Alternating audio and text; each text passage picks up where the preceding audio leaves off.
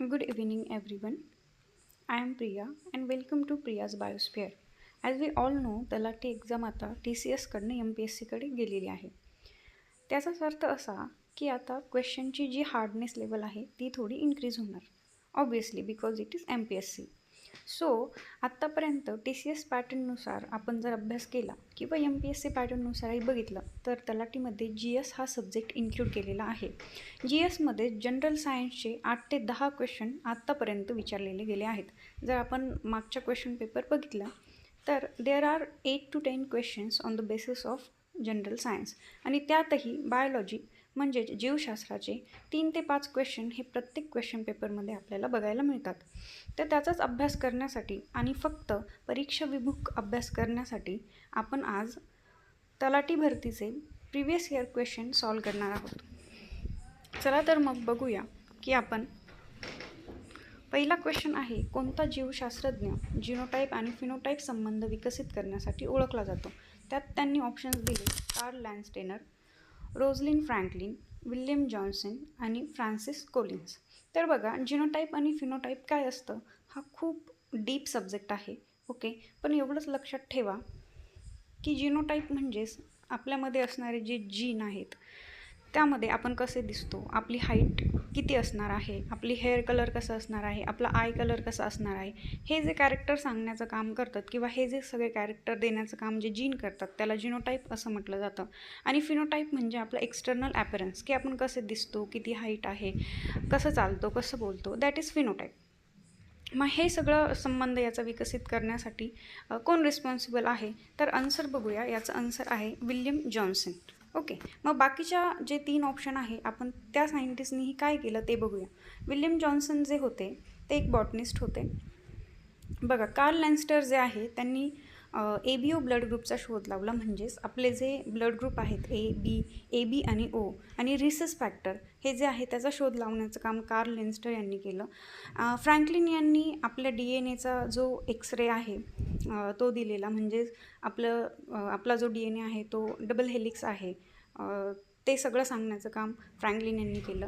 आणि Francisco Collins यांनी human genome project यावर काम केलं. यावर क्वेश्चन विचारला जाऊ शकतो की ह्युमन जेनोम प्रोजेक्टवर कोणत्या सायंटिस्टने काम केलं, तर that is Francis Collins. Okay, next question is on the basis of vitamins. तर त्यामध्ये कोणत्या जीवनसत्वाची कमतरता रात आंधळेपणाशी निगडीत आहे. म्हणजेच की नाईट ब्लाइंडनेस जो येतो ते कोणत्या विटॅमिन्सच्या डेफिशियन्सीमुळे येतो, तर ऑप्शन दिले B12, K, D and A. याचा आन्सर आहे विटॅमिन ए. विटॅमिन ए जर डिक्रीज झाला, त्याची डेफिशियन्सी झाली तर नाईट ब्लाइंडनेस येण्याची शक्यता असते.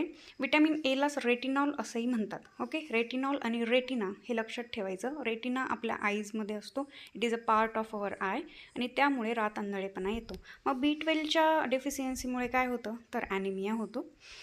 विटॅमिन केच्या डेफिशियन्सीमुळे विटॅमिन के हे रिस्पॉन्सिबल असतं ब्लड क्लॉटिंगसाठी. ओके, आपलं ब्लड जे क्लॉट होतं, सपोज आपल्याला काही जखम झाली आणि त्यातून रक्त वाहू लागलं तर ते थांबतं ना काही वेळाने आपोआप, तर त्याला म्हणतात क्लॉट होणं. हे ब्लड क्लॉटिंग होण्यासाठी आवश्यक असतं विटॅमिन के. नंतर विटॅमिन डी जो आहे त्याच्या अभावामुळे हाडांचा आजार होऊ शकतो, त्यालाच रिकेट्स असं म्हणतात. Next question, it is depend on nutrition. Question आहे, लोहाचा उत्कृष्ट स्रोत म्हणून भूमिका बजावणारा पर्याय ओळखा. लोह म्हणजेच आयन.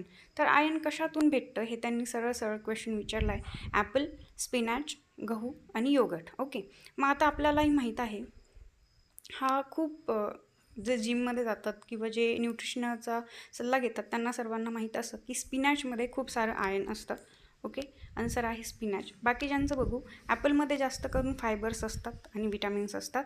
बीटमध्ये कार्बोहायड्रेट असतात. पोळी, आपण जी पोळी खातो गव्हाची, त्याच्यामध्ये कार्ब्स जास्त असतात. आणि योगर्ट म्हणजेच दही, त्यामध्ये कॅल्शियम आणि प्रोबायोटिक्स असतात.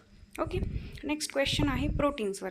बघा, कार्ब्सवर क्वेश्चन आला आहे, आयनवर क्वेश्चन आला आहे, प्रोटीन्सवर क्वेश्चन आला आहे. म्हणजे काय, थोडक्यात ह्या सगळ्या गोष्टींचा कशामध्ये किती प्रोटीन आहे, कोणत्या गोष्टींमध्ये प्रोटीन आहे, कोणत्या गोष्टींमध्ये आयन आहे, या सगळ्याचा तुम्ही अभ्यास करून जायला हवा. मग प्रोटीनवर क्वेश्चन आला आहे, कोणत्या खाद्यपदार्थास वनस्पती प्रथिनांचा सर्वोत्तम स्रोत मानले जाते. प्रथिने म्हणजे प्रोटीन. मग पहिला ऑप्शन दिला आहे मिल्क. आता हा त्यांनी दिलं आहे की वनस्पती प्रथिनांचा, हा वनस्पती प्रथिने आहे का, नाही, it is a animal protein, it is not plant protein, तो आधीच कट होतो. नंतर आहे लिग्युम्स म्हणजे शेंगा, सफरचंद आणि तांदूळ. आपण आधीच बघितलं की सफरचंदामध्ये कोणतंही प्रोटीन नसतं, त्याच्यामध्ये काय असतं ते आपण बघितलं. नंतर बघा याचा आन्सर आहे शेंगा, दॅट इज लिग्युम्स किंवा पीनट्स. पीनट्समध्ये सगळ्यात जास्त प्रोटीन्स असतात. मग मिल्क काय आहे? मिल्क हे प्राणीजन्य प्रथिने म्हणजे ॲनिमल प्रोटीन आहे. राईसमध्ये स्टार्च असतं म्हणजेच कार्बोहायड्रेट. स्टार्च हा कार्बोहायड्रेटचाच एक प्रकार आहे. आणि ॲपलमध्ये काय असतात? थोड्या प्रमाणात प्रोटीन्स असतात, बाकी प्रोटिओबाइट्स असतात. नंतर बघा क्वेश्चन आहे ह्युमन बॉडीवर की मानवी शरीरात ए जीवनसत्व साठवले जाण्याची जागा कोणती आहे. आता हे विटॅमिन्सवरच मोस्टली क्वेश्चन त्यांनी विचारले आहे. मग विटॅमिन ए कुठे साठवलं जातं? तर दिलं आहे लिव्हर, बोन्स, ब्रेन आणि स्किन. तर याचं आन्सर आहे लिव्हर. मग बघा बाकी जे 3 ऑप्शन आहेत त्यामध्ये कुठे काय साठवलं जातं? तर बोन्समध्ये कॅल्शियम आणि फॉस्फरस साठवलं जातं मोस्टली. त्याच्यामध्ये कोणतंही विटॅमिन साठवलं जात नाही. ब्रेन हे लिपिडपासून बनलेलं असतं किंवा फॅटपासून बनलेलं असतं, याच्यामध्येही जीवनसत्वाची साठवणूक केली जात नाही. आणि स्किन हे मेलॅनिनचे उत्पादन करते. मेलॅनिन म्हणजे काय? मेलॅनिन हा एक पिगमेंट आहे. जितकं मेलॅनिन पिगमेंट जास्त तितकं आपल्या स्किनचा कलर डार्कर. ओके. मग जे विटॅमिन आहे ते कुठे साठवलं जातं? तर यकृत किंवा लिव्हर याच्यामध्ये साठवलं जातं. नंतर बघा किंगडम्सवर क्वेश्चन विचारला आहे की फुलपाखराचा समावेश असलेल्या प्राणीसृष्टीचा विशिष्ट गट कोणता आहे? There are 5 kingdom system as we know, जी जे.एस. विटेकरने दिली आहे. 5 किंगडम सिस्टीम म्हणजे काय? 5 किंगडम आहेत. Kingdom Plantae, kingdom animal, kingdom protista etcetera. मग बघा फुलपाखरांचा कोणत्या किंगडममध्ये, कोणत्या गटामध्ये समावेश होतं? तर त्यांनी दिलं ॲम्फिबियन, मोल्युस्क, आर्थ्रोपोडा आणि नेमॅटोड. तर फुलपाखराचा समावेश होतो आर्थ्रोपोडामध्ये. आर्थ्रोपोडामध्ये जितकेही इन्सेक्ट आहेत, जितकेही कीटक आहेत, त्या सगळ्यांचा समावेश हा कुठे होतो? आर्थ्रोपोडा. आर्थ्रोपोडा म्हणजे काय? आर्थ्रो मीन्स जॉईंटेड आणि पोडा मीन्स लेग. पोड्याचा अर्थ होतो लेग म्हणजे आपले पाय. ठीक आहे. त्यानंतर बघा मग जे ॲम्फिबियन्स आहे, ॲम्फिबियन्स म्हणजे जे जमिनीवर आणि पाण्यात दोन्हीकडे राहतात असे, त्यांना ॲम्फिबियन्स म्हणतात. मोल्युस्क म्हणजे ज्यांची बॉडी सॉफ्ट असते, सॉफ्ट बॉडीड ॲनिमल, त्याला मोल्युस्क असं म्हटलं जातं, जसं की गोगलगाय. आणि नेमॅटोडामध्ये सगळे जे कृमी आहेत ते नेमॅटोड्समध्ये येतात. ओके. नंतर जे क्वेश्चन आहे तो होता झाडांच्या संरचनेचा कोणता भाग परागकणांचा प्राकृतिक वास म्हणून भूमिका बजावतो? जे परागकण असतात, जे पॉलिनेशनसाठी रिस्पॉन्सिबल असतात, तर ते कुठे असतात असं त्यांनी विचारलं आहे. पाने, फुले, खोड, मुळे. तर ऑब्व्हियसली ते फ्लॉवर्समध्ये असतात.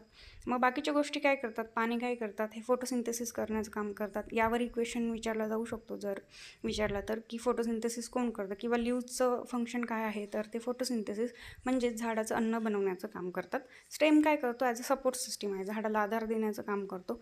आणि रूट्स काय करतं? वी ऑल नो की जमिनीतून पाणी आणि क्षार शोषण्याचं काम हे करतात. सो हे सगळे क्वेश्चन आहेत जे विचारले गेलेले होते. आपण आज हे इतके क्वेश्चन बघितले. नेक्स्ट व्हिडिओमध्ये आपण अजून काही क्वेश्चन बघणार आहोत जे की प्रिव्हियस इयरला विचारले गेले आहेत आणि त्याचे विथ ऑप्शन आपण एक्सप्लेनेशन बघणार आहोत, जेणेकरून तुमचा अभ्यासही होईल आणि त्यामधनं तुमची प्रॅक्टिस होईल. Okay, thank you. आणि जर व्हिडिओ आवडला असेल तर सबस्क्राईब करा आणि लाईक करा.